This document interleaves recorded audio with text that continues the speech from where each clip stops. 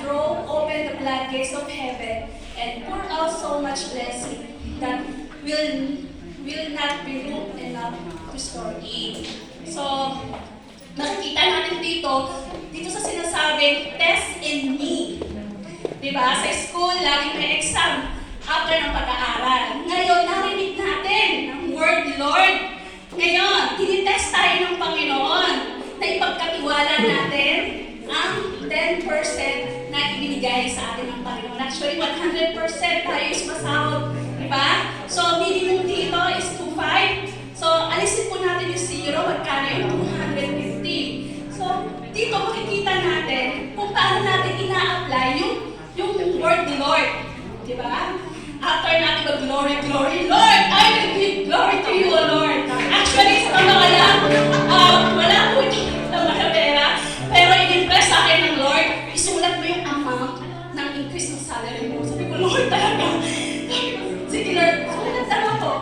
But wala pa yung sahod ko, pero nananampalataya na ako na alam kong iimpisan na ako ng Panginoon. Alam ko ng Panginoon, kasi kapala, medyo aminin na natin, tayo ay mga struggle sa ating mga amo. Pero nakalimutan na tayo natin na hindi natin struggle dito sa mundo, kundi in the spirit. So hindi tayo labanan para sa mga amo, diba? So, ano na napakabuti ng Lord? Sabi ko, Lord, we will not go without you. Kung aalis ako dito, tapos hindi mo ako sasama, hindi ako aalis. So, may mga nagkaan sa akin, pero gusto ko marinig ang boss ng Lord. Stay. Then, sabi ko, sige Lord, kung ayaw magbago ng amo ko, ako ang magbabago. Alam mo, pinurumot ako ng Panginoon. Alam mo kung ano, naging gardener ako.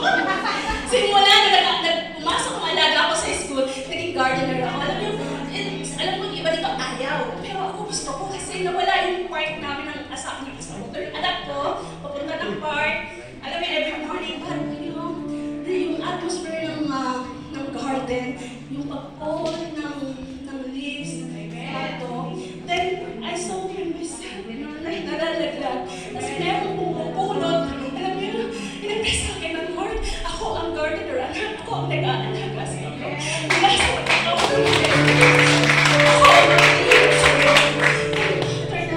So, ako na rin na naglilinis, dati nanay pa promote na cleaner na ako. So, may chance na akong ipag-pray ang buong bahay. Ngayon, sabi ng Lord, ipag-timpla mo ang amo mo.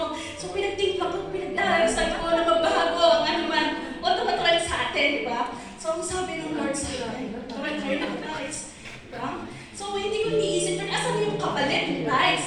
So, alam mo, sabi lang ng Lord, gusto kong isipin mo na ako. Isip the first. Sa sisip mo na yun, makikita mo yung pagbabago. In the spirit, hindi natin nakikita.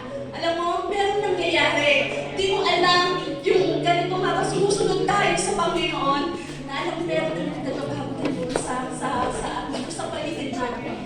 Alam mo, sa totoo lang po, dapat pauwiin na ako ng amo ko. Gusto nila ako. Pero alam mo, sabi nila, okay, schedule ka na. Ngayon nakukuha ko na yung ID ko. Praise God sa 19! Sabi ko kayo naman talaga, ayaw ba ako ni Lord na makuwi? Kasi bakit?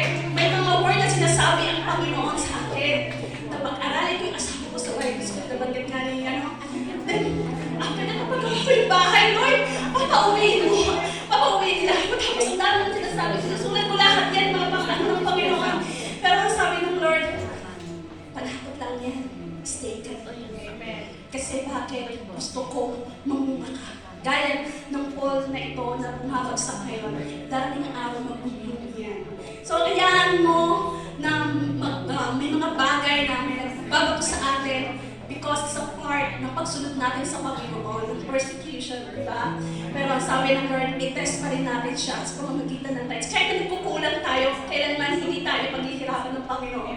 Dahil bakit? Alam ng Panginoon na pagpapalain na tayo. At pinakita sa akin ng Panginoon, sabi ko nga, Lord, yung bahay ko is yung lupa pa rin. Pero sabi ng Lord sa akin, anak, may bahay ka. Nalagilip ako, na-share ko ito sa iba. Pinakita sa akin ng Lord yung bahay ko, napaka-kumikinang-kinang, may mga gumagawa, nakaharap ko. Then, I saw my house, it's like shining, shimmering, hindi ko masyadong ma-express, pero sabi ng Lord, it's room, I will prepare the room, di ba sabi niya? Pero hindi, sa mansion. Then, nalungkot lang ako kasi meron akong nakikitang bahay na kung saan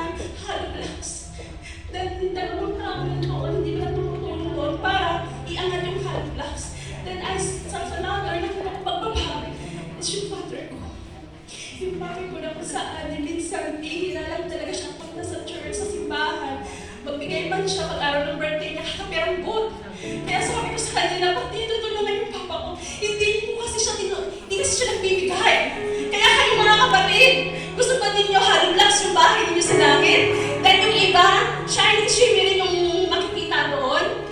So ganun ang Panginoon, hindi man makita natin yung yaman dito, kasi gusto niya eternal or eternity, yung pagpapala na hindi nauubos. Diba?